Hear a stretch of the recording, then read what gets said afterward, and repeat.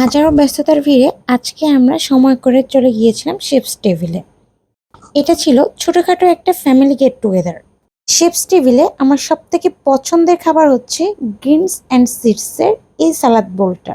এই সালাদ বোলটায় আমি আমার পছন্দ মতো pineapple, chicken, chowmein, white pasta, red pasta, corn, capsicum, mushroom এগুলো নিয়ে নিচ্ছি। এই সালাদ বোলটা অনেক মজার হয় এবং অনেক জুসি হয়। যারা সালাদ পছন্দ করেন তাদের জন্য এটা মাস্ট ট্রাই আইটেম। এই সালাদের প্রাইসটা আপনার টোটাল ওয়েটের উপর ডিপেন্ড করে। তবে আমার এই সালাদ বোলটার সাথে আরও কিছু খাবার ছিল যেটা সবার জন্য নেওয়া হয়েছিল। যেমন এই টার্কিশ প্লেটারটা, এটার কাবাবগুলো খুবই সফট ছিল এবং খুবই ইয়াম্মি ছিল এবং কোয়ান্টিটিও একদম পারফেক্ট ছিল। এই পিস্তাচিও আইসক্রিমটার টেস্ট খুবই বাজে ছিল।